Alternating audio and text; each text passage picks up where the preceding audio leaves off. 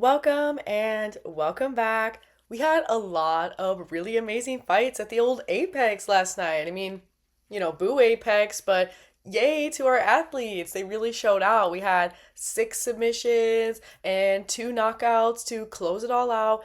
Really, really exciting stuff. So many great matchups. A really grappling heavy kind of night overall, I would say. Lots of rolling around. Let's talk about all of the fights, give it the old dynamic review start to finish. But before we do that, let's give a shout out to Michelle Waterson Gomez. She was looking so ethereal and she is so smart, so cool and fun. Really love to have her at the analyst desk. Such valued input. That was a really fun desk in general. Dean was also he was looking sharp. He was looking really, really good. Those are my two favorite outfits of the night. Love Michelle's hair. She's so cute and fun and so knowledgeable. And you can tell she loves the fight. So I just have to give her a shout out because she's amazing. Yes, but let's give it a dynamic review. We start off with some straw weights. Up first, Talita Alencar and Ariane Carnelosi. This was a really fun way to start the night. We know that Ariane has a very aggressive, let's go, go, go type style, and that Talita is one of the most decorated BJJ specialists that we even have in the whole UFC. I mean, six-time world champ, been there, done that when it comes to the ground, right? So we start off round one, and Carnelosi is doing a really good job pushing forward, being the aggressor like she usually is. Her style is very aggressive, and Talita, you can tell, is looking for her moment, right? She's trying to find a way in. Like we're analyzing, we're looking up and down, trying to find the moment to get into the grappling exchanges. We end up against the fence, and Ariane was looking for her own takedown. Might not recommend, but we kind of stay up against the fence. Nothing really manifests. We get disengaged, and then we're right back to the clinch. We end the round. Come that second round, it was already looking like Talita was a little bit less fresh, but she does land a really big knee mid-round that makes Carnelosi kind of fall, and then we're able to tie it up, right? And of course, Talita's really looking to tie it up, so going for some submissions, and with 10 seconds to go, she does seem to have the choke pretty underneath, and Carnelosi is one tough cookie. She's like, zen out.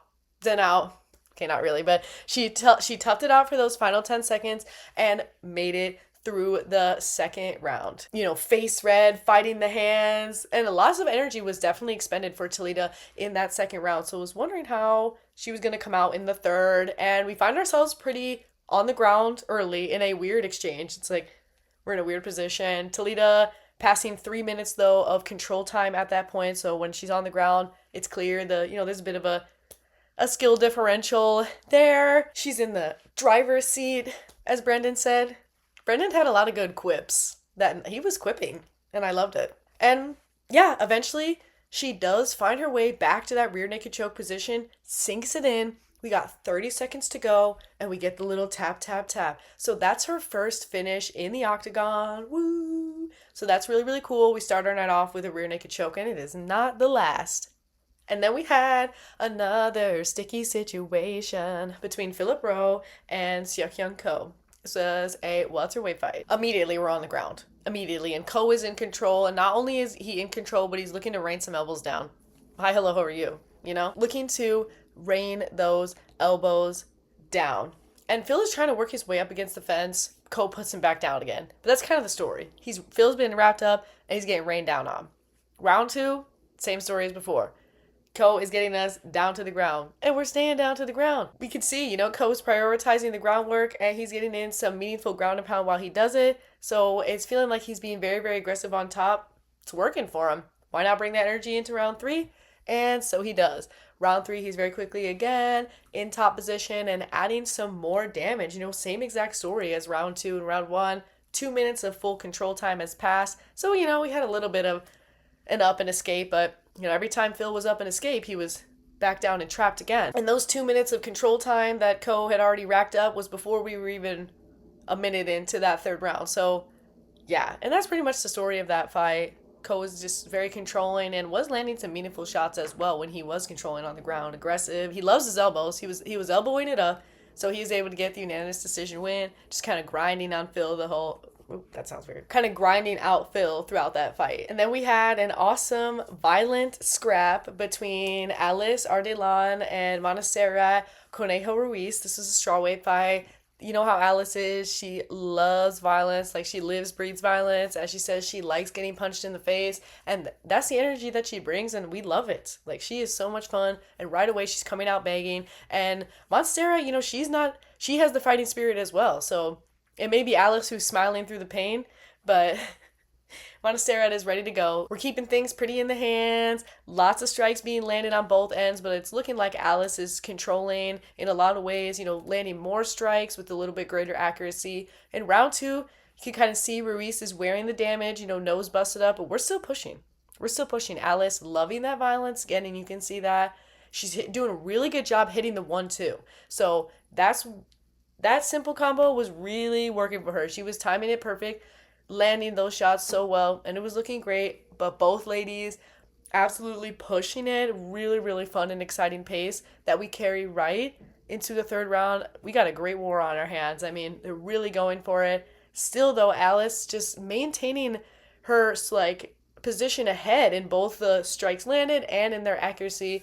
Taller, longer fighter, and definitely finding her space and her range really, really well. But they both put it out on the line. It was absolutely bloody when we got to the decision. Both fighters proving pretty hard to get out of there because we made our way to a fighting, bloody decision, and it was clear both had the fighting spirit. But Alice was just ahead, a little bit ahead, right? So get the unanimous decision. Then we had a pretty high-profile matchup between Ketlin Vieira and Norma Dumont, bantamweights. Top rankings on the line here. Started out with a bit of pawing, a bit of feeling. Ketlin trying to find, her way to the takedown, but she's pretty patient with it. She's a very, very technical fighter who's willing to brawl, but likes to prioritize being technical. Just got cloudy. Now I look like Phantom of the Opera. Anyway, Ketlin eventually does find her way to a takedown, and you can tell she's looking for the submission, but couldn't quite get it. Round two, we get a little more pawpaw. Each lady, looking for a way in, which is interesting because I was anticipating maybe Norma to get the strikes going a little bit more, because I think that's where she would have had the advantage. Sounds like DC and Michael were on that agreement as well, but it was a bit of a peppering situation. Norma not really doing what I expected, I guess, with leading in the strikes while they're dancing it out, a bit of exchanging of some low kicks. Ketlin's responding to everything Norma's throwing, and then again, Norma gets neutralized a little bit on the ground. Ketlin drags her there with about 2 minutes to go, and she does some pretty good work attacking the body. She threw some nasty shots at Norma's ribcage during that time. Round three, Ketlin takes the fight to the fence pretty early. Again, employing the game plan I expected, trying to grapple it up. Let's get things grappled up. But both ladies like the clinch, and so I think they're both kind of just down to embrace that moment, and we're definitely clinching and kneeing it up. I mean, they both like that position. So Norma, she's pretty strong there too. She ends up reversing it and then, pushes for the separation, which is probably advisable with a few minutes to go. That fight ended in a split decision for Norma Dumont. I feel like I gotta watch it again. All the judges gave the first round to Ketlin. Every judge gave the first round to Ketlin and the last round to Norma. It was the second round that was the source of the controversy. So we got a bit of a splitty. A bit of a 29-28 splitty. And then we had Dante Johnson making his debut against Cedric Dumas, and this was, oh my gosh, this was crazy. We had a crazy start. Great start for Dumas because he throws a kick, lands that front, he's so kicky. Front kick, but we get scrambly. Right away, and Dante is ready for it. He is ready to handle it, putting the aggression right back on him. Dumas being all out crazy with it, spinning around, jumping in the air, and he spins himself into a bit of a submission. Oh, oops, he gets a little wrapped up, and it was looking pretty great with Johnson being able to respond to such a aggressive onslaught, and he proved to be a pretty crafty little crafter and got him in the old trickster, and so he has finished all of his wins. Dante Johnson looking fresh, another subby. He can do it all. His finishes are pretty evenly split, so he's definitely a jack of all trades, and they have all been in round one previously, but this one was in round two, but maintains his undefeated streak. Okay. And then we had Timmy Kwamba versus Chang Ho Lee. This was fun. You could see Lee right away is looking to wrap it up. He's like, let's get backpack attack with it. And he's pretty immediately in that backpack position, right? Like Timmy's standing up and he's got a human backpack on him. And that's a lot of work to deal with. He stays getting body triangled and it's a little exhausting against the fence. But Lee trying to trick Timmy into getting choked. You know how it is. Like, but Timmy's all over it. He's all over it. He survives. Timmy survives, and not like there was it wasn't that threatening. It wasn't, but he was getting, it's exhausting, right? Standing with a whole human on your back for the entire round is exhausting. Round two, Timmy's looking to get some grappling revenge. So Timmy finds a moment where he is on top and in control in the grappling pretty early in that second round. And then mid-round, we're back up and both guys are ready to piece. Let's piece. They piecing each other up. It's looking good. We get a little of the old stand and bang, right? We get a little stand and bang. Looking like Lee wants to get to the ground again, though. So he's trying to wrap it up and ends with a body triangle, but reverse with Timmy's got the body triangle this time. So Lee was looking to get it to the ground, but Timmy ultimately found himself in the good position and was body triangling him out. And round three, Timmy kept that script going. So both guys were in a little bit of damage each because they were piecing each other up when they were on the feet. But in this third, we're making our way to the grappling again. Timmy has taken down all of his opponents now. Yeah, Timmy! And we end again with Lee trapped in a brutal body triangle. So that was a unanimous decision win for Timmy Kwamba. And then we had a cuckoo weird one. This fight was cuckoo weird. Billy Elikana versus Kevin Christian. So I'm worried, right? Because I'm seeing this. I'm seeing fingers extended. Paws out. I'm seeing paws out, claws out from Christian's side. And I go, sweetie, oh God. And it's really bad. Like he's literally doing this. He's doing that motion. What? Stop that. Stop that right now. Ref has to give him a stern talk. Okay, that was pretty funny. We stopped the fight for a moment. Nothing had happened. Like an eye poke didn't happen, but ref is like thinking to himself, oh no. We're a little eye poke sensitive, aren't we? And the eye poke sensitivity is gonna continue, sadly enough.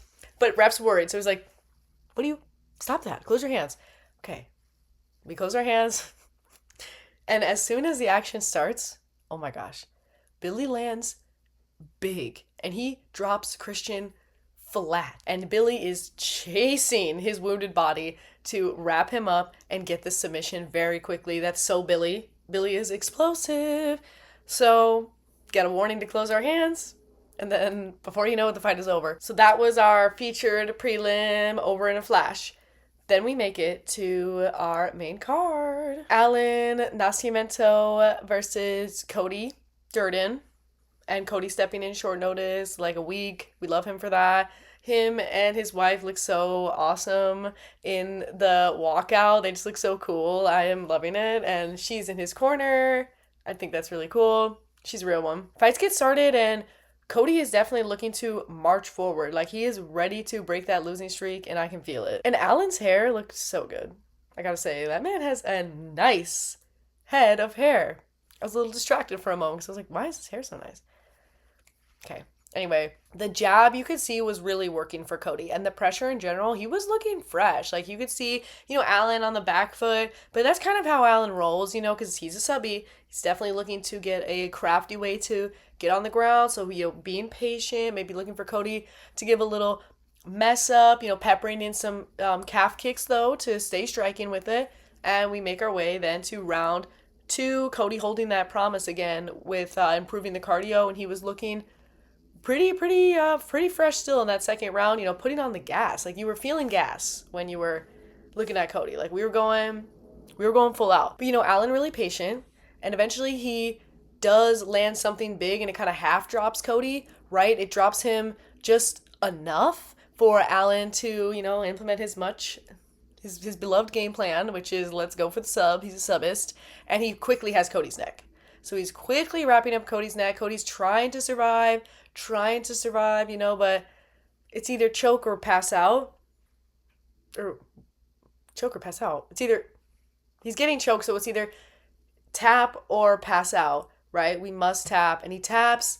Alan is such a finisher, and Cody is such a dog. He's such a dog, so that was really, really, really fun. And unfortunately, Cody wasn't able to break the losing streak, but he came in here short notice, We gotta love him for that. And he was looking awesome in there. He is such a incredible fighter, very tenacious. But submission for Allen, round two. And then we had what was suspected to be chaos incoming. Charles Radke versus Daniel Frunza. Both guys violent. Chuck Buffalo coming off of his knockout loss to Mikey Mike. So, looking to do a little skirt. Daniel coming off of a doctor stoppage.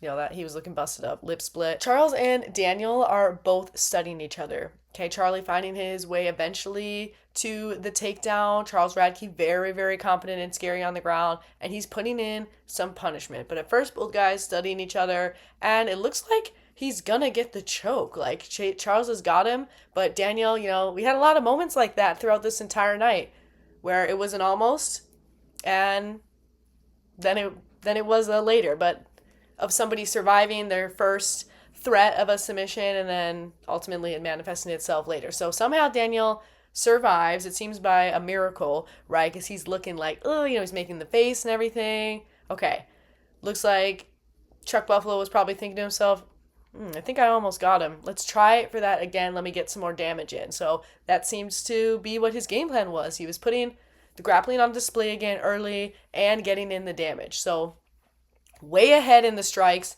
because he's controlling Daniel and he's making sure that he's really damaging him up too, so he's a little bit more softened, a little more susceptible for a submission. It's the perfect plan, bruise him up and then wrap him up again, and that's what happened, and it totally worked eventually, and he was wearing down Daniel a little bit more. Chuck goes and wraps him in the body triangle and puts him in the little classic chokey position. Chokey Chuck. Chokey Chuck Buffalo. So Charles Radke gets the submission in round 3 after wearing Daniel down just a little bit more, and he was looking really rad. Charles Radke is rad. And then we had Isaac Delgarian versus Yadir Del Valle. This was awesome. We get off to a very quick start. Delgarian, he goes for the takedown, and Del Valle says, "Oh, don't mind if I do." He backs up a little bit and he is all over Isaac. He's like, "You want to go to the ground? I love it here. I love the ground. I love the ground." And he was really ready and willing to go there. So we're in a battle on the ground right away, and Yadir has got Isaac trapped in the body triangle, and very quickly he has got him flattened out. He is raining down punches from his back, just raining them down. The legs are getting a little flaily. Oh my gosh, I'm scared. Punching, and then it's chokey, and Delgarian has got this his neck's wrapped up. He's trying to punch Yadir as a way to escape, and DC doesn't like that. He's getting very, very mad. He says, "I don't understand. You're supposed to be hand fighting, not punching, especially when someone's arm is already under your neck." Well, you heard it there, folks. And even though Delgarian is very, very tough, eventually he taps. Oh my gosh, we're gonna get chokes all over this place. All over this card. We're choking it out. It is a card of chokes. Okay, Del Valle, he is a BJJ black belt, still undefeated, and 2-0 in the UFC. Woo! And then we had another fun grappling battle. A little bit different here scenario with Jeremiah Wells. Happy belated birthday to him. And Temba Garimbo. Really, really awesome fight. Round 1, Garimbo looking to get sticky with it early, right? Looks like he wants to get it grappling. He's getting right in Jeremiah's face. We go from the fence to the ground. Garimbo just looking like the aggressor when we're on the ground. Really a great start for him. Corner wants him to throw in some elbows, but Jerry is a BJJ black belt, so staying absolutely calm, backs his way to the fence and uses his athleticism to get himself back up to his feet. But Temba doing a really good job controlling him.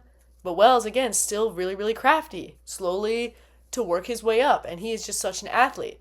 We got a minute to go, and we know Wells' athleticism is one of his shining qualities. But Garimbo had over 3 minutes of control time during that round. But to get a little statement at the end, Jeremiah lands a little takedown of his own before the round is over. Round 2, Temba with the body kicks. I love his style. He is just like, let's go. And he's a smart cookie in there, and the kicks were whack whack, like a couple of whack whack, owie owie, owie owie. And mid-round, Jerry snags Garimbo's neck though, and you can tell he's really looking for that. For the rest of the fight, he's like, let's get necky. It's been a choky night, right?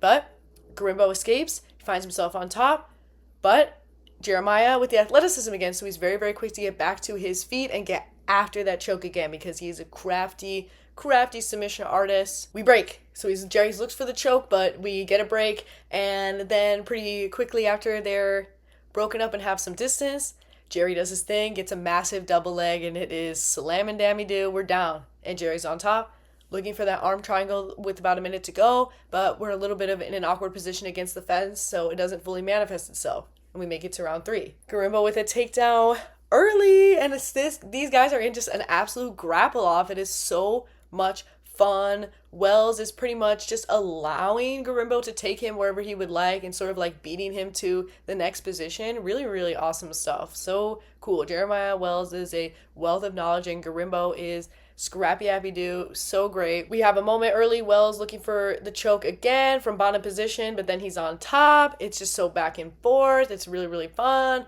Welly looking for that arm triangle again. You know, there's a moment he shakes his booty to get into top position. It's just so much fun. But pretty much what we saw, another really good quit from Brendan, and that was off the cuff from Brendan. That's what I love about Brendan. He's a quick thinker. He is a quick thinker. A lot of times, DC will try to it's all love.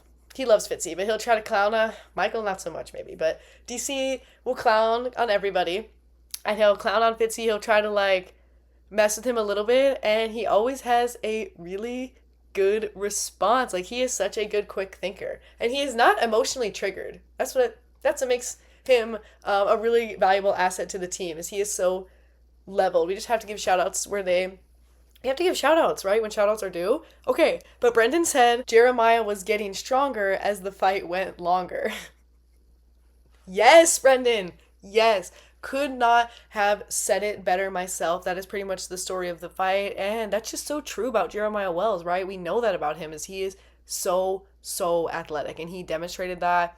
A really, really solid fight. 29-28. I mean, really excited for Garimbo's future as well, because that was awesome. That was a really good fight. That was one of my favorites. So exciting. And again, happy belated birthday to Jeremiah. His birthday's the day before Halloween, and he's 39 now. And it's really funny. He's on the mic and he's like, I want Chiesa.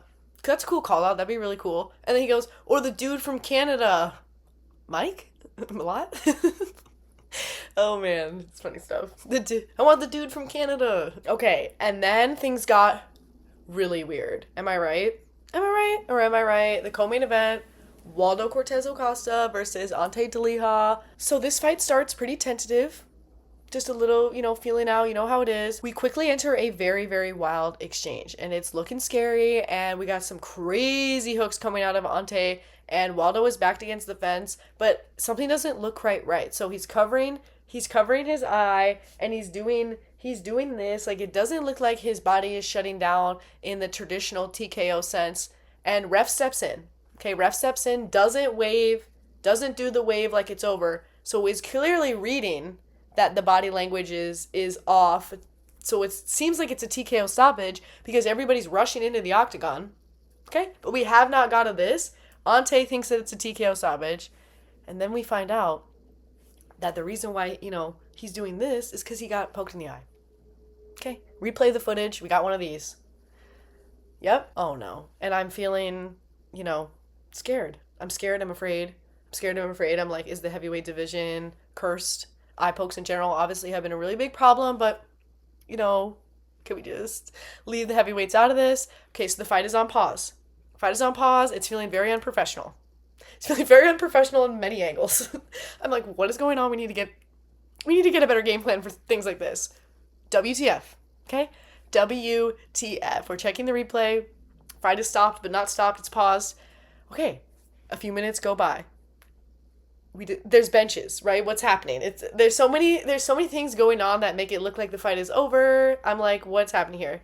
But it's not over. Okay? They decide to restart and continue. Waldo was probably thinking to himself, you know what? I think I can take this guy with one eye. I don't need my eyes. I can use my vibes. Put me in, coach. That's the thing about Waldo, is he's a showman. I mean that in a good way. Believes in himself, and was probably maybe in this split decision moment because his eye, it looked bad. It looked like it was black. It was oh God. Okay, not good.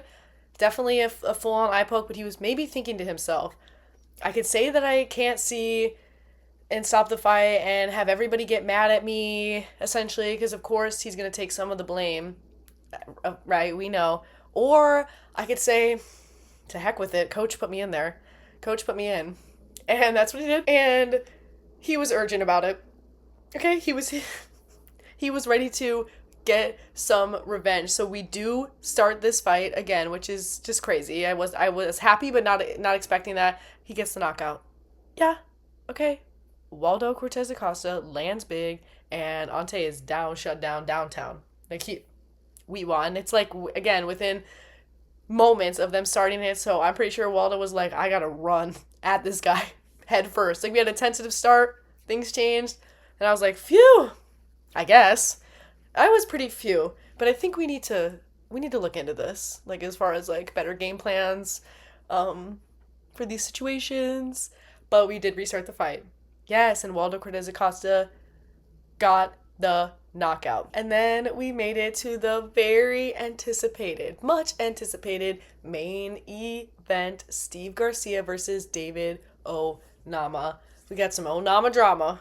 Okay, not really. Just rhymes. Both guys are really, really strong, really capable of some violent knockout power. That is Steve's entire world, and that's the thing with Steve, is he's a quick starter. He's a quick starter, and he definitely was starting out aggressive, but interestingly enough, like a little bit more composed than he is sometimes, because he's that aggressive that even if he pulls back just a little bit, it's like, oh, right away, Garcia was looking so slick with that head movement. Like, he is pressure 101. I'm scared. And Onama was looking completely overwhelmed by it. Like, not able to get anything offensively right away. Just overwhelmed by Garcia's activity. We can hear Yusuf Slaw screaming. So Yusuf is screaming his head off. That was really fun and funny. What we have to fear with Steve is that left. Okay, scary left. Okay, and he sets it up with the jab, but you gotta watch out for that left. And eventually, in that first round, he lands it, and it sends David wobbling. Like, he is on shaky ships at that point. You know, that's the left is what we have to fear, and oh no, and Steve is on the chase. He is like, hell, he smells blood and he's after it, and he is chasing him with an onslaught of punches. He lands a crazy uppercut, and oh no, but you know, David's tough. You're gonna have to really put the beating on him. So Steve keeps it up. He's keeping it up. He lands a teep to the body. Oh, my liver. Oh my gosh, David is surviving, but he crumbles. A couple more shots and he's crumbled. And it's over.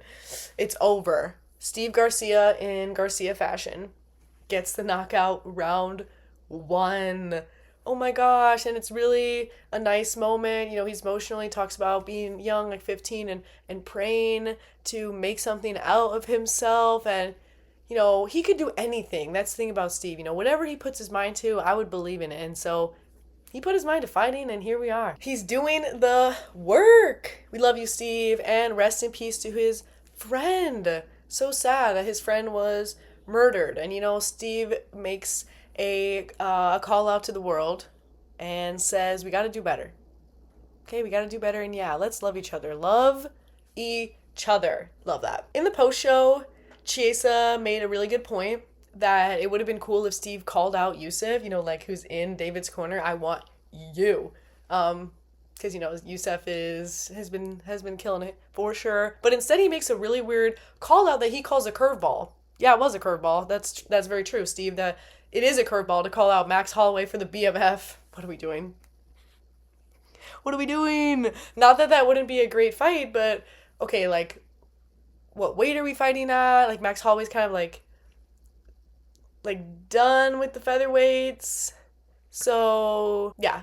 But that's okay, you know, maybe we will get that fight. I'm not mad at it. Just kind of interesting, and I like Michael. I kind of half expected that he would maybe call out Yusuf Zalal, because that would, yeah. But that was crazy. Awesome performance by Steve. I mean, he is frightening. He's so strong. I'm scared. And he's so, like, his boxing, he's just so fun to watch. Like, I loved it. When he landed the uppercut, I was like, hey now.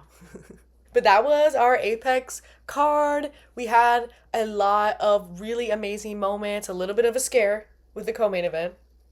A little bit of a scare, but we survived the scare and still had a really fun outcome and a really, really fun, positive night, even though we were in some random basement. That's what it feels like when we're in the Apex. What random warehouse are we in right now? What Amazon warehouse do we convert for the night? It's fine, it's fine. It's fine. We got another Apex card coming up. Here is our song of the night. And happy or Feliz Dia de los Muertos, right? Is that how you'd say that? Second day. Yep, so can keep a bit of the spooky vibes going. I think that's all I've got. That was a really, really awesome night. Don't know which fight was my favorite, but it was a pretty crazy ending to the whole night, right? Really, really awesome showcase. Shout out to all our athletes and shout out you. Yeah, you heard me. You. Okay. Peace out.